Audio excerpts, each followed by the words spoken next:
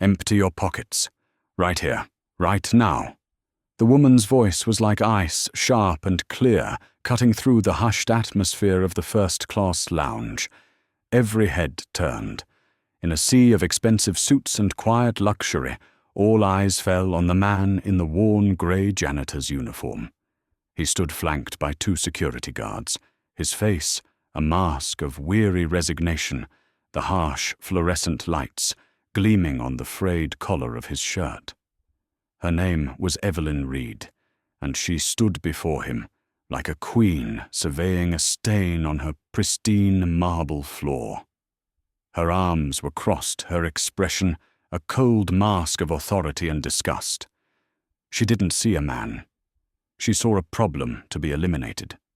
Slowly, deliberately, under the silent, judging gaze of dozens of strangers, he began to pull the contents from his pockets. There was no stolen wallet. There was no diamond necklace. There was only a set of keys, a few crumpled dollar bills, and a folded work schedule. He was innocent, yet the humiliation felt like a conviction. The real wallet was found moments later, misplaced by its wealthy owner. But Evelyn offered no apology. She simply looked at the janitor, her eyes filled with an unshakable contempt, and said, "Well, you can never be too careful." She saw a poor man, a nobody. What she didn't see was the man who owned the very ground she stood on, and the devastating secret that connected them both. If you believe that a person's worth is not defined by their clothes, and that everyone deserves respect, hit the like button and subscribe to our channel for the full story. A chill clean and sharp hung in the air of the Sterling Airlines first-class lounge, a scent of money and quiet importance. It smelled of Italian leather, freshly brewed espresso, and the faint floral perfume of women who had never known a moment of hardship. The music was a soft, classical whisper, a sound designed to soothe the nerves of people who ran the world. It was a space of gleaming marble floors and vast windows that looked out onto a ballet of airplanes, taking off and landing against the bruised twilight sky. Into this sanctuary of calm, a man who didn't belong pushed a grey janitorial cart. His name, according to the simple plastic tag pinned to his worn grey uniform, was Nate. He was in his mid-40s with the tired, stooped shoulders of a man who had spent a lifetime working on his feet. His hands, gripping the cart's handle, were rough and calloused, the knuckles scarred with small, faded lines. He moved slowly, deliberately, his eyes taking in the quiet luxury, not with awe but with a deep, unsettling weariness. He was there to empty the trash and wipe down the tables to erase any sign that the privileged had ever been present, so that the next wave of privileged could arrive and feel just as untouched by the world. He was focused on his task, on the rhythmic squeak of his cart's wheels against the polished floor, when a voice cut through the air as sharp and cold as cut glass. "Excuse me, can I help you?" He looked up. A woman was approaching her heels, clicking with an unnerving authority on the marble. She was in her 50s, hair pulled back into a severe, perfect knot, her uniform as crisp and precise as her features. Her name tag read, Evelyn Reed, Head of VIP Services. She was the gatekeeper to this small heaven, and her eyes, the color of a winter sky, were fixed on him with an expression of profound disapproval. She looked at him, not as a person, but as a smudge on a perfectly clean window. Nate offered a tired, polite smile. "Just doing my rounds, ma'am. Emptying the bins." Evelyn's smile did not reach her eyes. It was a thin, practiced curve of her lips that conveyed professional courtesy, without a trace of warmth. "I see," she said, her gaze sweeping over his worn uniform, the scuffed toes of his work boots. "Perhaps you could do your rounds when there are fewer of our guests present. Your presence is conspicuous." Conspicuous. The word hung there between the leather chairs and the hushed conversations of men in expensive suits. Nate felt a familiar heat crawl up the back of his neck. He had been called many things in his life, but conspicuous had never been one of them. Invisible, yes. Overlooked, certainly. But never conspicuous. He was the man people looked through, the man who existed in the background of their important lives. "My shift starts at 7, Ma'am," he said, his voice quiet, respectful. "This is the scheduled time for this section." Evelyn took another step closer, lowering her voice to a conspiratorial hiss that was somehow more insulting than a shout. "Listen to me," she said, her eyes narrowing. "This lounge is a sanctuary. Our platinum members pay thousands of dollars for peace, for an escape from the commonness of the world. They do not pay to watch you handle refuse." A man at a nearby table glanced up from his Wall Street Journal, a flicker of annoyance on his face, not at Evelyn, but at Nate, as if his very existence was an interruption to his financial analysis. He looked away, dismissing the scene as quickly as he had noticed it. No one would intervene. No one ever did. Nate's hands tightened on the handle of his cart. He thought of the schedules, the protocols, the endless corporate memos about dignity and respect that he himself had signed off on. They were just words on a page, meaningless in the face of this casual, confident cruelty. "I'll be as quick and quiet as possible," he promised. But Evelyn was not finished. She seemed to feed on his quiet compliance, her own sense of power, growing with every ounce of dignity she stripped from him. "That's not the point," she insisted. "The point is, you don't belong here among them." She made a vague, dismissive gesture toward the other passengers. "There is an order to things, a place for everyone. Your place is not here." Her words were a physical blow more potent than any slap. Your place is not here. It was the oldest, most familiar wound. He felt his thumb instinctively brush against the cool metal of the watch on his wrist. It was an old, simple timepiece, its leather strap frayed its face, marred by a spiderweb of cracks. The hands were frozen forever, pointing to 5 minutes before midnight. Evelyn noticed the gesture, her eyes flicking down to the watch. A look of disgust crossed her face, as if the sight of the worn, broken object was a personal offense. "That's it," she said, her voice rising, all pretense of professionalism gone. "I want you out. Now." "Ma'am, I'm just trying to do my job," Nate said, his voice strained.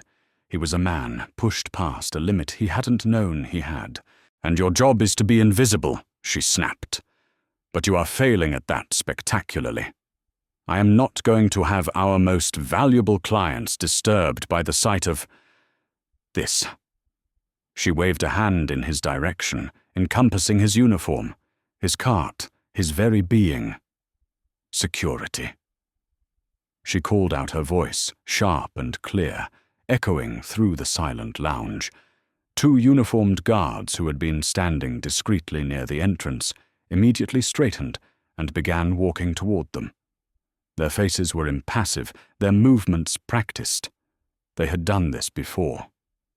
The other guests in the lounge looked on, some with mild curiosity, others with a sense of detached satisfaction, as if a piece of misplaced furniture was finally being removed. Nate stood his ground, his cart a flimsy shield against the coming humiliation. He looked at Evelyn's triumphant face, at the cold indifference of the other passengers, at the approaching security guards. He was a ghost in their machine, a necessary but unwanted part of the world they had built for themselves. As the guards reached him, one placing a firm hand on his arm, Nate didn't look at them.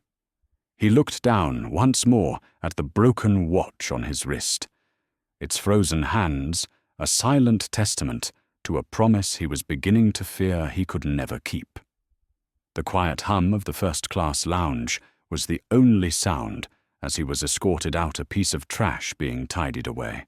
A single moment can break more than just a watch. The heavy glass door of the lounge slid shut behind him, the sound a soft, final hiss. The two security guards, their duty done, gave Nathaniel a short, professional nod before turning back to their posts, their faces impassive, as if they had just escorted a piece of rogue luggage and not a man. He was left alone in the vast, echoing corridor of the main concourse, the distant announcements of departures and arrivals mixing with the low hum of the airport's lifeblood. The smell here was different from the lounge, a mix of jet fuel floor wax and the faint, anxious sweat of 1,000 travelers. This was the real world. Nate pushed his cart into a small, secluded alcove, a space between a shuttered newsstand and a set of service elevators, a pocket of stillness amidst the human currents. He leaned against the cool wall, his breath coming in ragged, shallow bursts. The public humiliation was a dull ache, a familiar pressure behind his eyes. But it was Evelyn's final words that replayed in his mind, a sharp, piercing shard of sound. "Your place is not here." He slowly lifted his left wrist, his thumb tracing the cracked crystal of the watch. It wasn't an expensive timepiece, not by his standards, but it was the most valuable thing he owned. The leather strap was dark and softened with age, molded to the shape of his arm. The hands were frozen, as they had been for 20 years at 5 minutes to midnight. He didn't wear it to tell time. He wore it to remember it. The cracked glass was a window, not to the present, but to a memory he could never escape. A memory of a different night in a different life. 20 years ago, Nathaniel Sterling was not a man with tired shoulders and calloused hands. He was a young man on fire with ambition, the heir apparent to his father's vast corporate empire. He had a brilliant wife, Sarah, whose laughter was the only music that ever mattered, and whose conscience was the only compass he ever trusted. They lived in a world of soaring glass towers of boardroom battles and stock market victories. His father, the legendary Arthur Sterling, was a titan, a man who built his empire with a brilliant mind and a ruthless heart. The memory began in his father's study, a room panelled in dark mahogany that smelled of old books and older money. Arthur was celebrating his latest conquest, the successful hostile takeover of Reed Airlines, a smaller family-run competitor that had dared to challenge Sterling on a lucrative transatlantic route. "We crushed them." Nate Arthur had boomed, pouring 2 glasses of scotch, a complete and total victory. They never knew what hit them. Nathaniel had taken the glass, but the victory felt hollow. He had seen the projections, the aggressive tactics, the leveraged buyout that had left the Reed family with nothing but debt and ruin. Sarah, who had been standing by the window looking out at the city lights, turned to face them. Her eyes, usually so full of light, were clouded with a deep sadness. "You didn't just win, Arthur," she said, her voice quiet but firm. "You destroyed a man's life's work. You destroyed a family." "That's the cost of business, my dear," Arthur had replied, waving a dismissive hand. "Sentimentality has no place in the boardroom. This isn't about sentimentality," Sarah insisted, her gaze shifting to Nate, pleading with him to understand. "This is about decency. What you did was legal? Yes. But it was not right." The news came 2 days later. John Reed, the founder of the airline, the man who had built his company from a single propeller plane into a beloved regional carrier, had taken his own life. The weight of his company's collapse had been too much to bear. The night Nate found out, their home felt cold and silent. Sarah sat on the sofa, a newspaper with a small article about John Reed's death clutched in her hands. She was pale, her body trembling slightly. "We did this, Nate," she whispered. "Our family, our money. We did this to them." It was my father, Nate had said the words, tasting like ash in his mouth. "I didn't." "But you stood by," she interrupted, her voice gaining a sharp edge of pain. "You stood by and you let it happen. This can't be who we are. I won't let it be. She stood up, her face set with a terrible resolve. I'm going to see his wife, Mrs. Reed. I'm going to her house. Sarah. No, Nate pleaded, grabbing her arm. What can you possibly say to her? I can say I'm sorry, she cried, pulling her arm away. I can look her in the eye and tell her that not everyone in the Sterling family is a monster. I can show her that someone cares. She grabbed her car keys from the table. I have to do this, Nate. For them. And for us. He remembered her standing at the door, her face etched with a grief that wasn't hers, but that she had chosen to carry. I'll be back, she promised. Wait for me. He waited.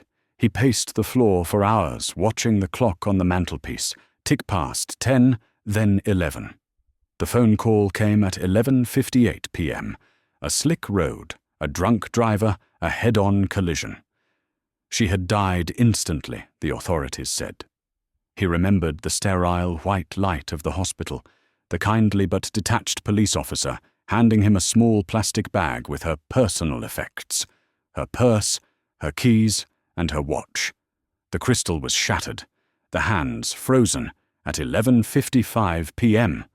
The moment of impact, the moment his world had ended. Back in the present, the airport corridor felt impossibly cold. The fluorescent lights hummed overhead.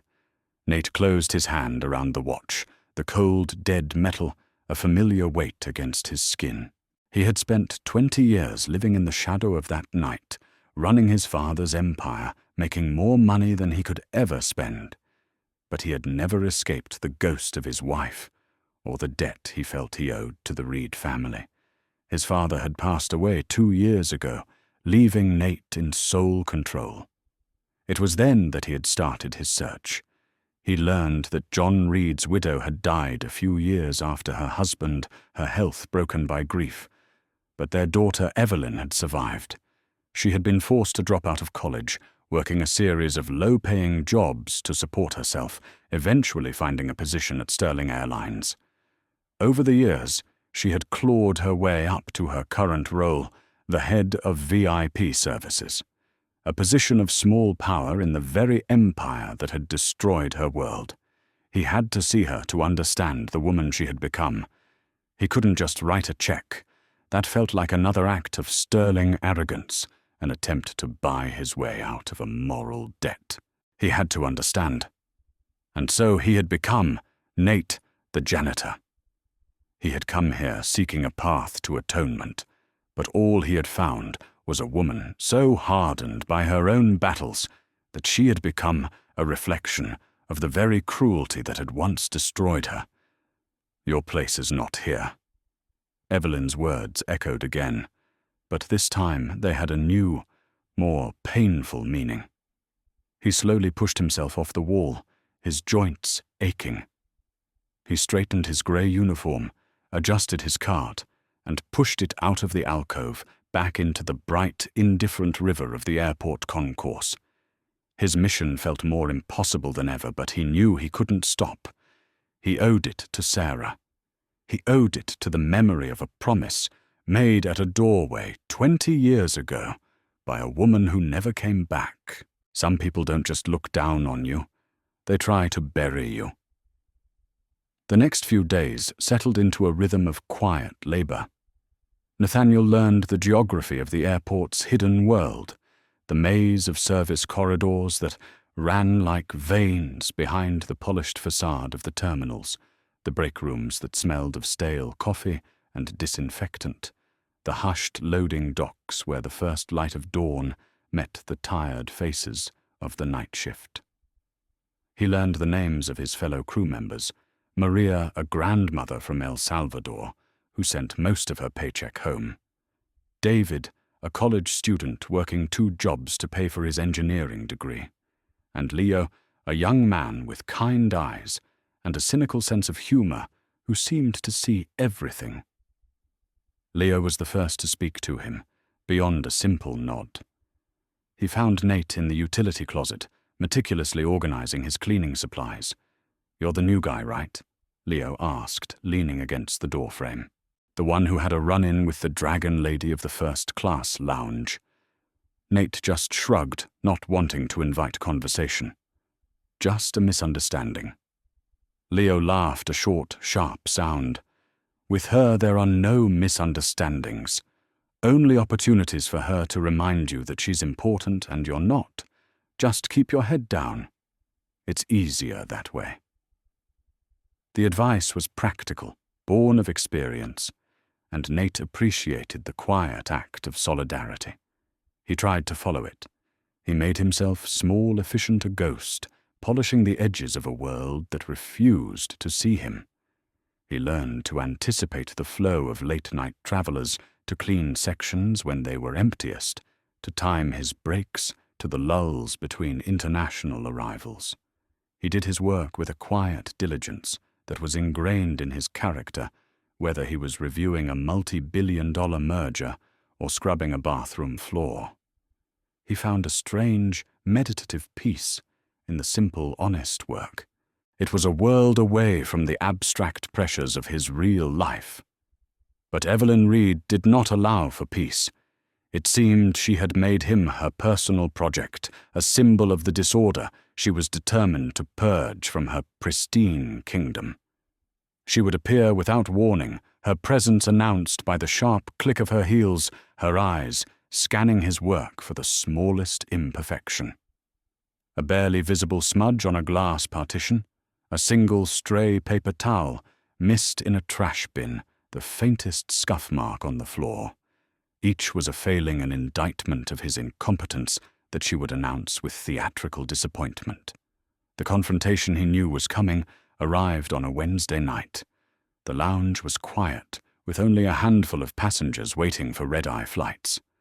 Nate was polishing the long, seamless glass wall that separated the lounge from the main concourse, working in slow, overlapping circles, the way his training had specified. He was focused on the task, on the satisfying glide of the cloth against the glass, when he saw her reflection approaching. She wasn't alone. A younger, impeccably dressed man walked beside her, listening intently as she pointed out features of the lounge. She was clearly giving a tour showcasing her domain. When she reached the spot where Nate was working, she stopped.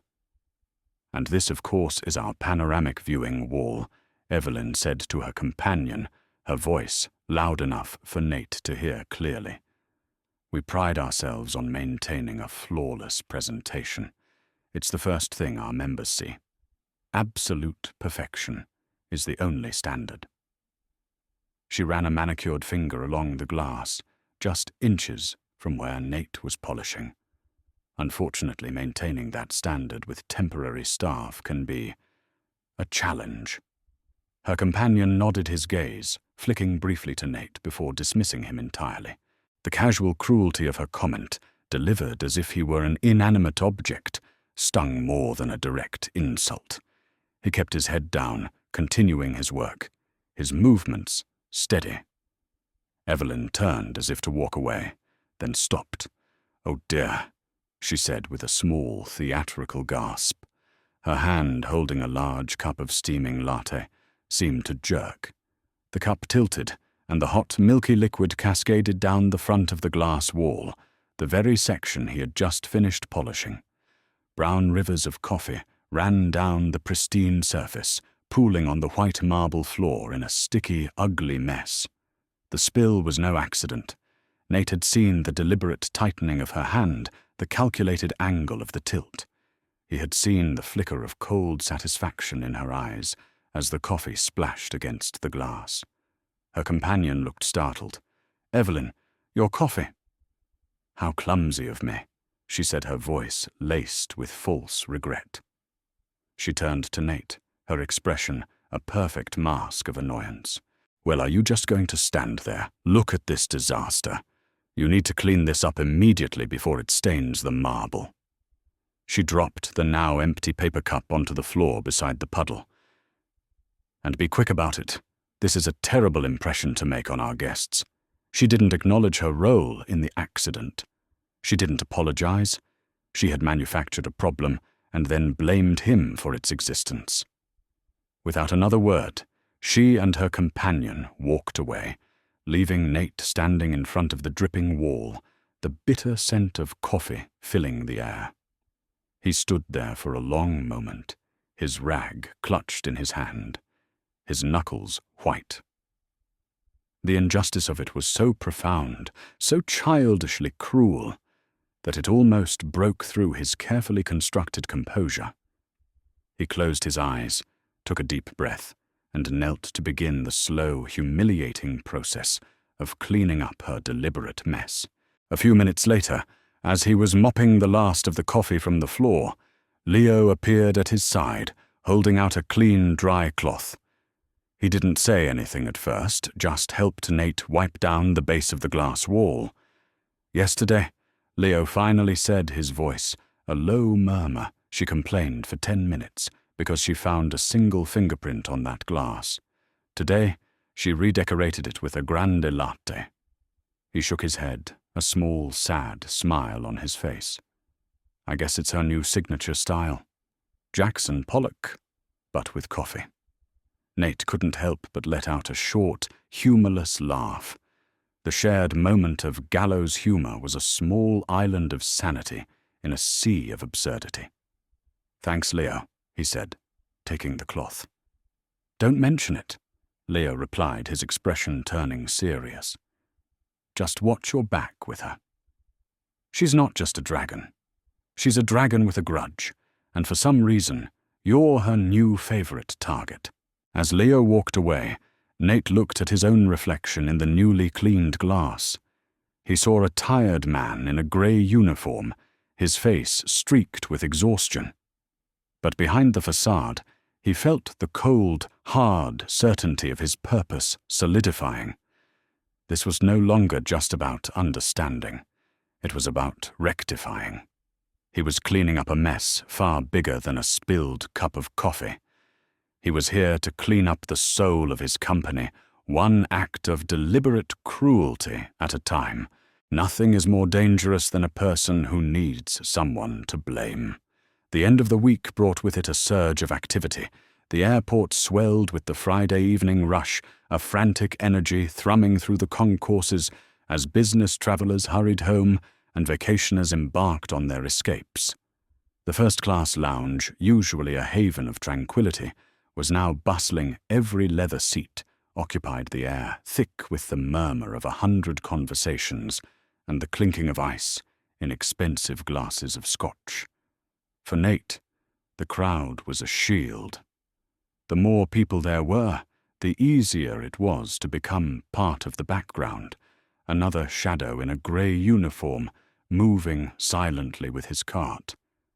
He was wiping down the already gleaming surface of a marble side table when he heard a voice rise above the general din, sharp with panic and entitlement. It's gone. My wallet is gone. The voice belonged to a man named Abernathy, a real estate mogul and one of Sterling Airlines' most valued and most demanding customers. He was standing near the bar, patting the pockets of his tailored suit with frantic, exaggerated motions. His face, usually a mask of smug satisfaction, was flushed with alarm. Instantly, Evelyn Reed was at his side. Her movements were a study in practiced efficiency, her expression a perfect blend of concern and control. Mr. Abernathy, please, try to remain calm. She soothed her voice, a low, reassuring hum. Tell me exactly what happened. Where did you last see it? It was right here. Abernathy gestured wildly at the bar. My wallet, a black alligator skin wallet from Milan. It had everything in it. My credit cards, my identification, over $3,000 in cash. His voice grew louder with each word, drawing the attention of everyone in the lounge. The low murmur of conversation began to die down as heads turned. Evelyn scanned the immediate area, her sharp eyes darting over the floor, the bar stools, the counter. Then her gaze swept across the room, and as if drawn by a magnet, locked onto Nate.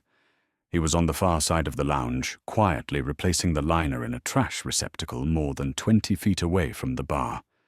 But in that moment, in Evelyn's eyes, he was the only other person in the room who did not belong. He was the anomaly. He was the source of the disorder. She began walking toward him, her path cutting a straight, determined line through the clusters of seated guests. She moved with the predatory certainty of a hawk that has spotted its prey. The hum of the lounge had now fallen into a complete, watchful silence.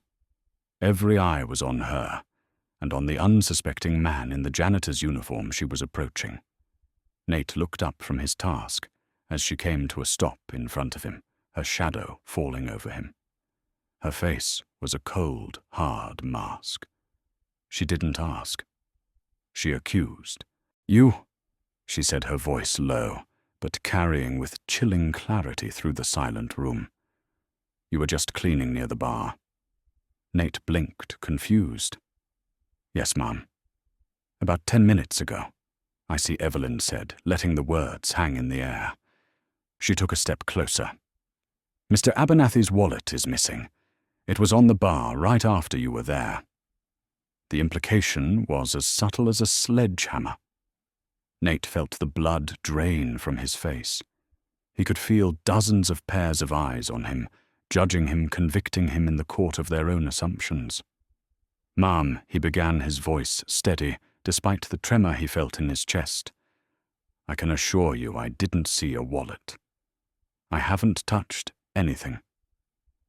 "Really?" Evelyn's lips curled into a semblance of a smile. "Then you won't mind emptying your pockets, will you? Just to clear things up. For everyone's peace of mind." It was a trap, and they both knew it. To refuse would be an admission of guilt. To comply would be an act of profound humiliation.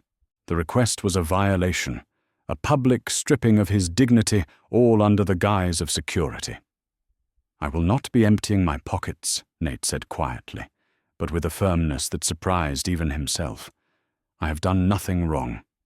A collective gasp, soft but audible, rippled through the room. A janitor was defying the head of VIP services. The natural order of things was being disrupted. Evelyn's face hardened. His refusal was all the confirmation she needed. "I see," she said, her voice dripping with ice. "Then we'll have to do this the hard way." Security. As the two guards from the concourse entered the lounge, Nate felt a moment of dark, surreal humor. A thought, unbidden and absurd, flashed through his mind. "She's accusing me of stealing a wallet with a few $1,000s in it. If she knew the value of the watch on my wrist, she'd probably think I was planning to rob the Federal Reserve." The guards flanked him, their presence large and intimidating. "Ma'am, what's the problem?" one of them asked, addressing Evelyn as the clear authority in the room. "This employee is a person of interest in the theft of a guest's property," Evelyn announced, her voice ringing with self-righteous authority. "He refuses to cooperate. I need you to search him." The guards exchanged a look. This was airport security, not just hotel staff. The situation had escalated into a far more serious realm. So the first guard said to Nate, his tone professionally neutral, but backed by the full weight of the law, "We need you to comply." Seeing no other choice that wouldn't end in him being physically restrained, Nate slowly, deliberately began to empty his pockets. He placed the contents on the surface of his cart for all to see: a set of keys, a folded cleaning schedule, a cheap flip phone, and a few crumpled dollar bills. The sum total of Nate the janitor's worldly possessions. He laid them out under the silent, scrutinizing gaze of the wealthiest people in the airport. He could see the phones, small black rectangles held up discreetly, their lenses capturing his degradation. He felt his face burn with a shame so hot it felt like a fever. Just as the second guard was about to perform a physical pat-down, a woman rushed into the lounge, her face flushed. She ran to Mr. Abernathy, holding up a black alligator skin wallet.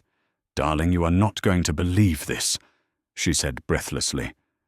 "You left it in the pocket of your other jacket in the garment bag. I just found it." The tension in the room snapped like a frayed wire. Mr. Abernathy stared at the wallet, then at his wife, then at Nate, his face turning a deep, embarrassed shade of red. He cleared his throat and offered Nate a weak, dismissive apology. "My apologies. A simple mistake." The crowd began to murmur again, the show now over. Phones were lowered, conversations resumed. The incident was already being forgotten, a minor diversion in their important lives. But Nate wasn't looking at Abernathy. He was looking at Evelyn. Her face showed no relief, no remorse, no apology. She looked at him, standing there beside his empty pockets, and her expression was one of pure, undiluted contempt. "Well," she said, smoothing down her perfect uniform, "it's always better to be thorough. You can never be too careful." And with that, she turned and walked away, leaving him standing there, his name cleared, but his humanity in tatters. He slowly began putting his few belongings back into his pockets, his hands shaking the quiet humming of the lounge, sounding like a roar in his ears. There is a silence that comes after humiliation, and it is louder than any scream. The world snapped back into motion, but for Nathaniel, it was in slow, distorted waves. The murmur of the crowd returned, phones were discreetly lowered, and the well-dressed passengers of the first-class lounge turned back to their conversations and their drinks, the brief, ugly spectacle already fading from their minds. It was over. An inconvenience, a minor disruption now resolved. They had their world back. But the silence remained inside Nate, a ringing, hollow space where Evelyn's final dismissive words echoed. "You can never be too careful." It was an absolution she had granted herself, a neat closing of a chapter that for him had been ripped wide open. The security guards, their job now shifted from accusation to bureaucratic procedure, gestured for him to follow. "We just need to file an incident report, sir." The older one said the "sir," now sounding like a formality emptied of all respect. "Standard procedure." They led him away from the lounge, away from the world of soft leather and softer lighting, and into the stark, functional reality of the airport's hidden arteries. The corridors here were painted a sterile, institutional white. The floors were bare concrete, and the air was cold, carrying the metallic scent of machinery. This was the place where the real work of the airport happened, performed by people as invisible as he was supposed to be. The security office was a small, windowless box furnished with a metal desk, 2 plastic chairs, and a calendar on the wall, still turned to a month that had already passed. The air was stale. They told him to wait. The door was left ajar, a casual reminder that he was not a prisoner, but also not free.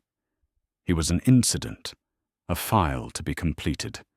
He sat on one of the hard plastic chairs, his body aching with a weariness that went far beyond physical labor. He could hear the guards outside, their voices, low and professional, discussing shift changes, overtime, the game last night. They were already moving on. For them, he was just a piece of paperwork. Through the crack in the door, he saw Evelyn walk by. She didn't look in. She didn't have to. He felt her presence like a drop in temperature. She was walking with purpose, her posture perfect, her authority fully restored. She had faced a moment of chaos and had in her mind restored order by identifying and expelling the foreign element. Him. Her victory was absolute, not because she had been right, but because her power allowed her to be wrong without consequence. Left alone in the silence of the small room, Nate's carefully constructed composure began to crumble. The adrenaline from the confrontation drained away, leaving behind a cold, heavy residue of despair. He looked down at his hands, still raw and red from the cleaning chemicals. These hands had signed documents that moved markets, that built skyscrapers, that funded charities. Now they were the hands of a man who had been publicly searched for a stolen wallet. He lifted his wrist, his gaze falling on the cracked face of the watch. 11:55. The frozen moment. Sarah's last moment. And in the sterile silence of that security office, the past and present collapsed into a single unbearable point of pain. He had come here on a mission of atonement. He had told himself this was for Sarah, for the memory of her goodness. He had told himself he could endure any humiliation if it meant finding a way to heal the wound his family had inflicted on the Reeds.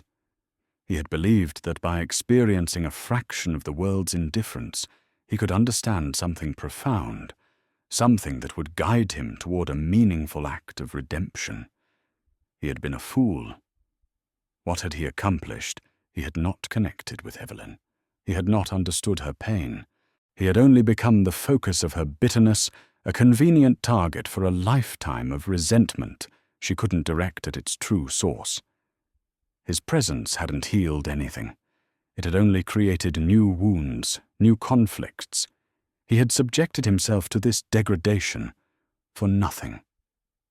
The weight of his grief for Sarah suddenly felt as fresh and raw as it had 20 years ago. He could see her face at the door, her eyes filled with a passionate, desperate need to do the right thing. "I'll be back," she had promised. He had failed her. He had failed her memory. He was playing a child's game of dress-up, thinking it could somehow balance the scales of a tragedy that had shattered multiple lives, including his own. The arrogance of it, the sheer sterling arrogance, made him feel sick to his stomach. Perhaps his father had been right all along. Money was the only language that mattered. Power was the only real protection. He should have just written a check, a large, anonymous donation to a charity in the Reed family name, and been done with it. It would have been cleaner, more efficient. It would have spared him this utter, soul-crushing failure. The door swung open, making him flinch. The younger guard, the one with the neutral expression, stood there with a clipboard. "Okay, you're all clear," the guard said, his tone bored. Mr. Abernathy confirmed he was mistaken. "We just need you to sign the report, acknowledging the incident." He pushed the clipboard onto the desk. Nate looked at the form. It was a sterile, bureaucratic grid of boxes and lines. Subject: Sterling Nathaniel. Incident type: alleged theft unfounded. Resolution: cleared. His entire experience, the public shaming the internal collapse, was reduced to 3 lines of impersonal text. He took the pen and signed his name. Not his real signature, the one that carried the weight of his empire, but the cramped, anonymous script of Nate the Janitor. He pushed the clipboard back across the desk. "You're free to go," the guard said, not even looking at him, already turning to leave. "Get back to your shift." Nate stood up, his legs feeling unsteady. He walked out of the office, back into the concrete and steel guts of the airport. The distant sounds of rolling suitcases and boarding calls felt like they were coming from another planet. He didn't return to the main concourse. He found an empty loading bay, the wide door open to the night, the air tasting of rain and exhaust fumes. He leaned against the cold concrete wall, the rough surface pressing into his back, and closed his eyes. For the first time since he had begun this impossible quest, Nathaniel Sterling truly considered giving up. The weight was too heavy. The path was too dark. The silence in his heart was a roar he could no longer ignore. In a crisis, true authority has nothing to do with a uniform. Nathaniel moved through the rest of his shift in a haze. The world had become a series of flat, disconnected surfaces to be wiped, polished, and emptied. He was a machine performing a function, his spirit numb his mind, a quiet grey fog. The despair that had ambushed him in the security office had settled deep in his bones, a cold, heavy thing that leached the colour from the world. His mission felt like a fool's errand, a penance that only deepened his wounds instead of healing them. He was simply going through the motions, waiting for the first light of dawn to signal the end of his shift, and perhaps the end of this self-inflicted torment. He was collecting the trash from behind the main ticketing counter when it happened. A flicker. The massive digital flight board that dominated the concourse blinked its letters, dissolving into a scramble of nonsensical characters before going completely dark. The lights overhead buzzed, dimmed to a weak orange, then surged back with a painful brightness before half of them went out, plunging the terminal into an eerie twilight. A collective gasp swept through the hundreds of passengers, followed by a rising wave of confused, angry murmurs. The automated check-in kiosks went dead, their screens a blank, black void.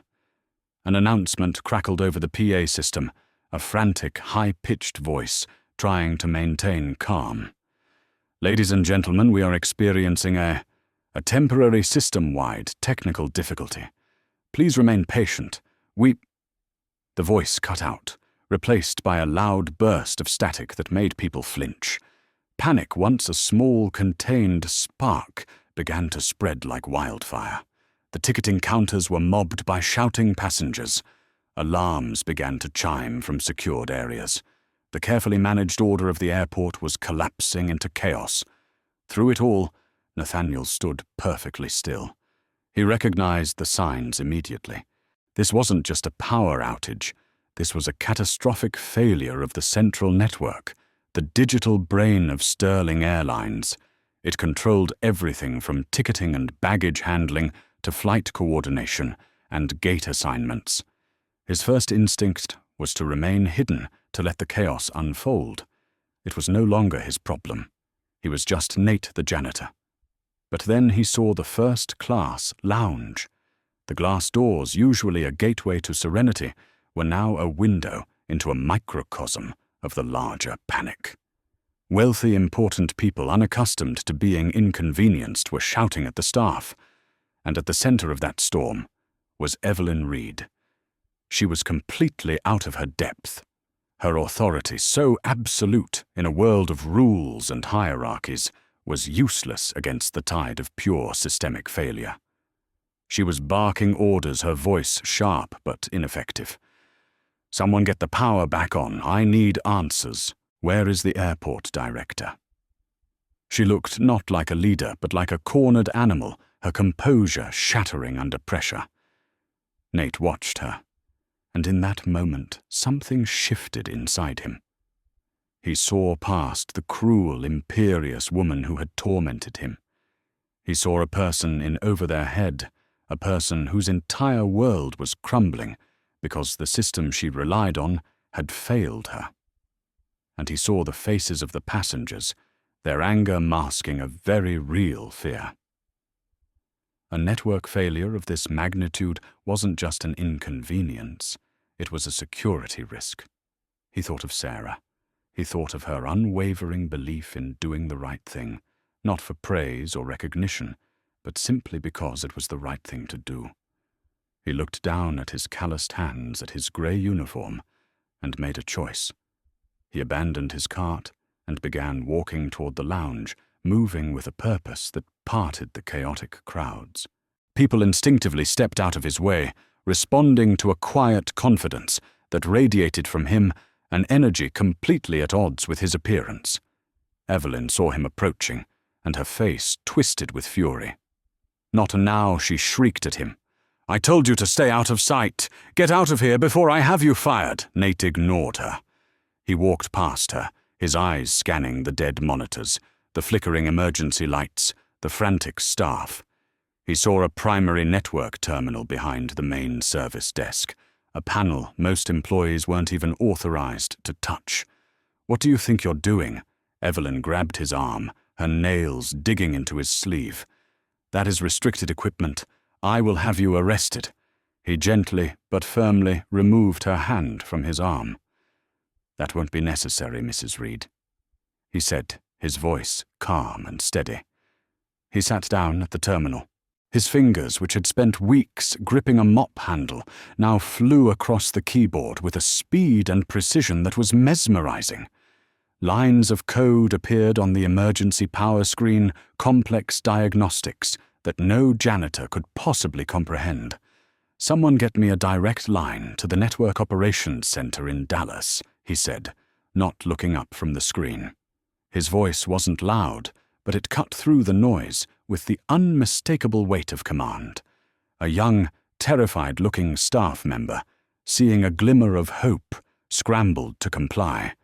Evelyn stood frozen, her mouth agape, watching as this nobody began speaking in a language of protocols and server commands that was completely alien to her. "Reroute the primary data flow through the Atlanta hub," Nate instructed into the phone. "Bypass the local servers entirely. I need a full system reboot on my command." "Yes, authorization code, Sterling Alpha 100. That's correct." The name, Sterling, hung in the air. Evelyn felt a jolt, a flicker of some impossible recognition, but her mind couldn't make the connection. It was too absurd. Just then, a new group of people pushed their way into the lounge. They were men in dark, expensive suits, their faces grim with the stress of the crisis. It was the executive leadership team, the senior board members of Sterling Airlines. They had been in an emergency meeting in the corporate tower nearby. At their head was William Vanderbilt, the lead director, and Arthur Sterling's oldest friend. "What in God's name is going on here?" Evelyn Vanderbilt demanded, his eyes taking in the chaos. "The entire North American fleet is grounded." Evelyn started to stammer an explanation, but Vanderbilt's eyes moved past her to the man in the janitor's uniform sitting at the control terminal. The director's face went white. The anger and panic on his face dissolved, replaced by a look of sheer, unadulterated shock, followed by immense relief. He pushed past Evelyn as if she weren't there. He rushed toward the terminal. "Nathaniel." He breathed, his voice a mix of disbelief and reverence. "My God, we've been trying to reach you. Your phone was off. What are you doing here?" The world stopped. Every sound in the lounge ceased. Every shouting passenger, every crying child, every frantic employee fell silent. All that remained was the name hanging in the air like a thunderclap. Nathaniel. Evelyn Reed slowly turned her head. She looked at the man in the worn, grey uniform. She looked at his face, a face she had dismissed, mocked, and humiliated. And for the first time she truly saw him. She saw the quiet authority she had mistaken for insolence. She saw the deep intelligence she had mistaken for defiance. And she saw the unmistakable features of the Sterling family, the high cheekbones, the steady, commanding eyes, the face of the man who owned the very air she was breathing. Her mind replayed the last few weeks in a horrifying, silent rush of images, her own sneering face, the spilled coffee, the public accusation, her sharp, cruel words echoing in her memory. "Your place is not here." The floor seemed to drop out from beneath her. The man she had tried to have arrested wasn't just a janitor. He was Nathaniel Sterling, the sole heir, the new chairman, the man who held her entire life, her entire career, in the palm of his calloused hands. The truth doesn't always set you free. Sometimes it builds a new prison for two. The chaos in the lounge slowly receded, replaced by the efficient, purposeful movements of a company being brought back under control. William Vanderbilt and the other board members, their faces a mixture of relief and deep-seated embarrassment, handled the immediate logistics. Phones were answered, directives were given, and the fragile order of the airport began to reassert itself. Through it all, Nathaniel stood like the calm, quiet center of a hurricane. He was no longer Nate the janitor. He was Mr. Sterling, a name whispered with awe and terror by the very staff who had ignored him an hour earlier. He spoke quietly with Vanderbilt, his voice low, but carrying the unmistakable weight of finality. Security was dispatched not to detain him, but to await his instructions. He dismissed the board members with a polite but firm nod, promising a full debriefing in the morning. He wanted the lounge cleared, all of it. Finally, only 2 people remained amidst the empty leather chairs and the lingering scent of crisis, Nathaniel Sterling and Evelyn Reed. She stood frozen near the service desk, a statue of disbelief. Her perfect uniform now seemed like a costume, her posture of rigid authority, now just a desperate attempt to keep herself from collapsing. The world she had meticulously controlled for 2 decades had been dismantled in 20 minutes, and she had no idea what came next. She watched as he walked toward her, his steps measured and silent on the marble floor. He was no longer wearing the grey janitor's uniform. One of the board members had given him his own tailored suit jacket, and he wore it with the casual, unconscious ease of a man born to it. He did not stop in front of her. He simply gestured toward the hallway that led to the employee offices. "In your office, Mrs. Reed, if you don't mind." It was a command disguised as a request. She followed him, her legs feeling like lead. Her office, once her sanctuary of power, now felt like a cage. It was small, functional, and neat. She sat behind her desk, a reflex, a desperate grasp for some semblance of her former role. He did not take the guest chair opposite her. Instead, he stood by the small window, looking out at the runway lights that striped the darkness. "Mr. Sterling," she began, her voice a dry, cracking whisper. I cannot express how deeply I apologize. It was an inexcusable mistake. I had no idea." "That is the only thing you have said that I believe, Mrs. Reed," he interrupted, his voice soft, devoid of the anger she expected. He turned from the window to face her. "You had no idea. That is the entire problem." He walked to her desk and placed a small, simple object on its polished surface. It was the old, broken watch. The cracked crystal caught the sterile light of the office, casting a fractured pattern on the wood. Evelyn stared at it, confused. "I don't understand. This belonged to my wife." "Nathaniel," said his voice, dropping even lower. Her name was Sarah. He paused, letting the name settle in the small room. 20 years ago, my father, Arthur Sterling, finalized the acquisition of a small but promising regional carrier, a company known for its customer loyalty and its passionate founder. It was called Reed Airlines. The name hit Evelyn like a physical blow. Her breath hitched in her throat.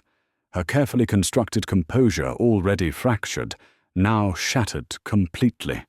Her mind, reeling from the shock of his identity, was now sent spinning into the deeper, darker abyss of her past. My father's methods were aggressive. Nathaniel continued, his eyes fixed on the broken watch, as if the story were contained within its shattered face. He saw a competitor, and he eliminated it. He saw it as a victory, a simple, clean business transaction. He looked up, his gaze finally meeting hers. "But it wasn't simple, was it, Evelyn? Because the founder of that airline was your father, John Reed." A choked, strangled sound escaped Evelyn's lips. It was a sound of a wound, decades old, being torn open without warning. "I know what happened next," Nathaniel said, his voice thick with a sorrow that felt ancient. "I know about the bankruptcy, and I know your father. I know he couldn't live with the loss. He didn't need to say the word. Suicide. It filled the small office, a ghost that had haunted her every waking moment for half her life. Her hatred, her bitterness, her 2 decades of rage at the faceless, monolithic entity called Sterling that had destroyed her family. It all had a face now, and that face was staring at her from across her own desk. But he wasn't finished. "What you don't know," he said, his voice now Barely a whisper is what happened after. My wife, Sarah, she was a good person, the best I have ever known. She couldn't stand what my father had done. She called it a moral crime. She told me she was going to find your mother to apologize, to offer something. I don't know what. Help. Humanity. I don't know. He reached out and gently touched the broken watch. She left that night to drive to your family's home. She never made it. There was an accident. This watch stopped at 11:50 p.m. The moment she died, the silence that followed was absolute. It was a silence filled with the weight of two tragedies. Two families, two lives, all inextricably and horrifically linked. Evelyn stared at him, her mind unable to process the impossible truth. The man she had tormented, the man who represented everything she had lost, had also lost everything in the same fire. Her enemy was not her enemy. He was a fellow survivor of a wreckage caused by his own father. "So you see, Mrs. Reed, Nathaniel," said his voice, finally breaking with the weight of 20 years of unshed grief. "I didn't come here to test my employees. I didn't come here to fire you for being cruel to a janitor." He looked at her, and for the first time, she saw not a CEO, not a janitor, but simply a man drowning in a past he couldn't escape. "I came here because of my father," he said, "and because of yours. I came here because I needed to understand the damage, and because I have no idea how to fix what has been broken." He pushed the watch gently across the desk toward her. He then turned and walked out of the office, leaving her alone with the unbearable truth, the shattered relic of his life, and the silent, screaming ghosts of their shared past. You can't erase the past, but you can choose what to build on its ruins. 3 months passed. Autumn bled into the cold, sharp clarity of winter. The world, for the most part, moved on. The chaos at Sterling Airlines became a footnote in the news cycle, a brief, sensational story about a billionaire in disguise that was quickly replaced by the next outrage, the next political scandal. But for Nathaniel Sterling and Evelyn Reed, the world hadn't moved on. It had fractured, and they were left to navigate the pieces. Nathaniel did not return to the role of a janitor, but he never fully returned to being the man he was before, either. The experience had carved something out of him, leaving a space that could only be filled with meaningful action. He did not fire Evelyn. To do so would have felt like another act of sterling power, another easy, brutal solution to a complex human problem. Instead, he placed her on indefinite paid administrative leave, giving her the one thing she had never had time to breathe, to think, to exist, outside the rigid confines of the uniform and title that had become her armor. His true work began the week after the revelation. In a press conference that sent ripples through the financial world, he announced the formation of the John Reed Foundation.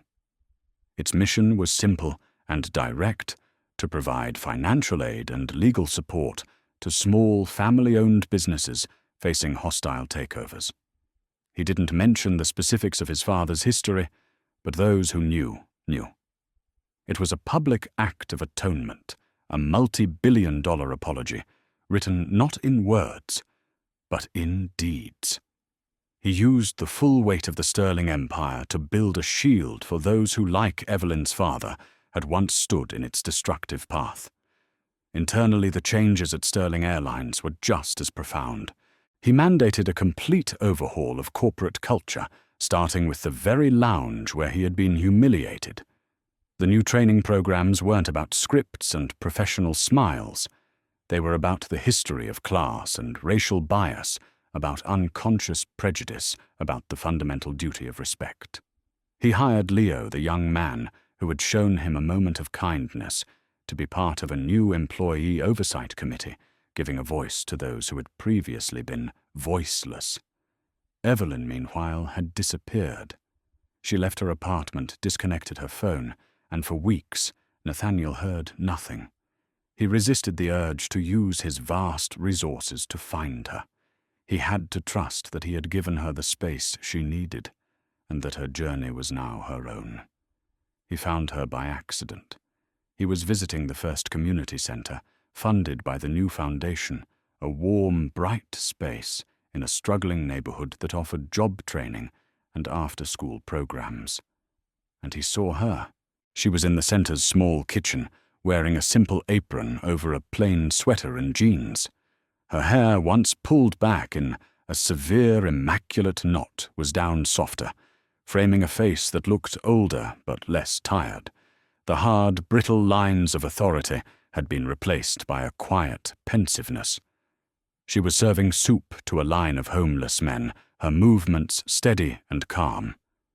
She listened to their stories, nodding, her eyes filled not with pity, but with a simple, shared humanity.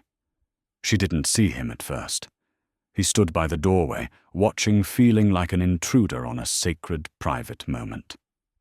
This was Evelyn Reed, stripped of her title, her uniform, her power. This was the woman she might have been if tragedy had not twisted her life into a shape of bitterness and resentment.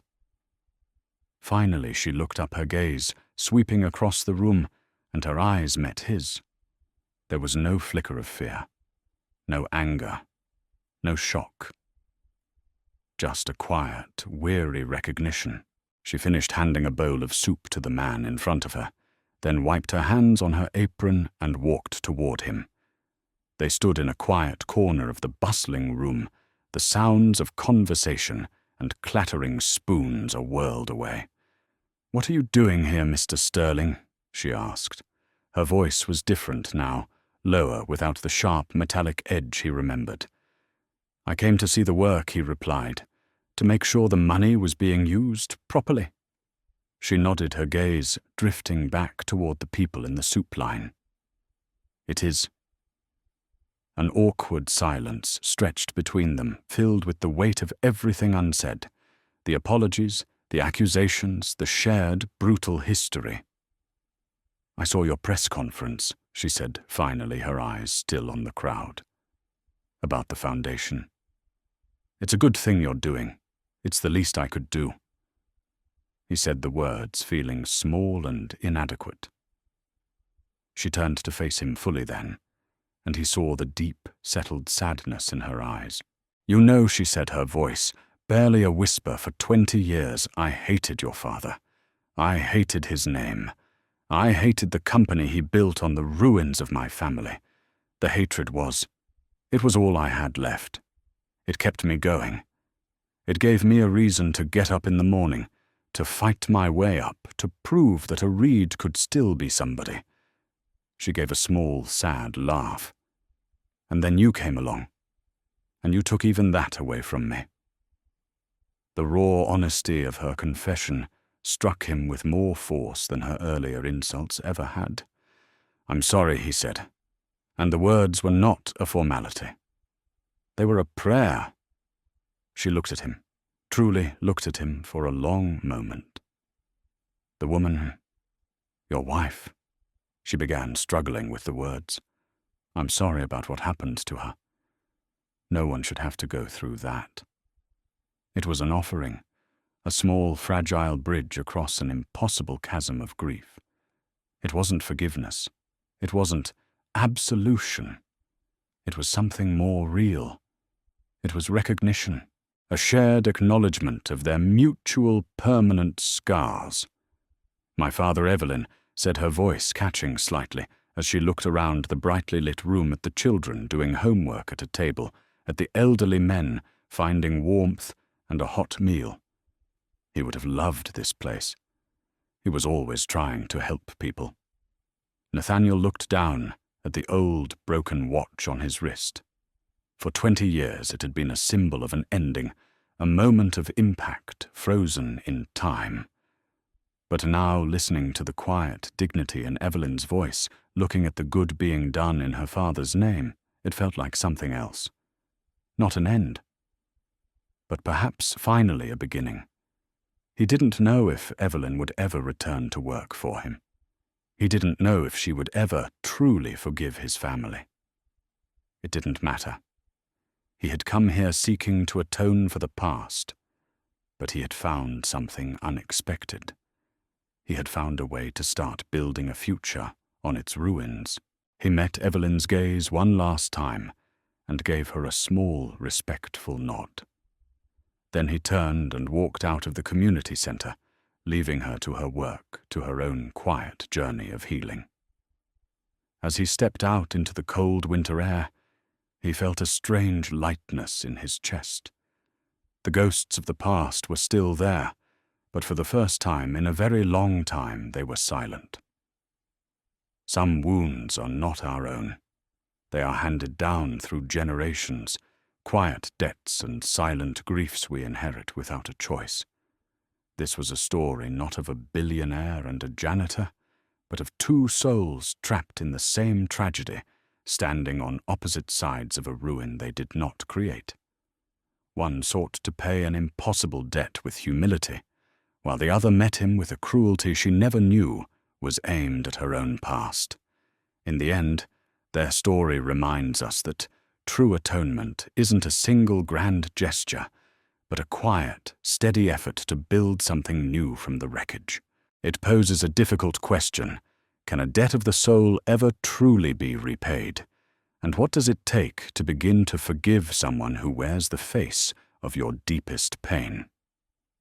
We would be honored to read your thoughts on this in the comments below. If stories that explore the difficult winding path to healing and understanding resonate with you, please show your support by liking this video and subscribing for more. Thank you for listening.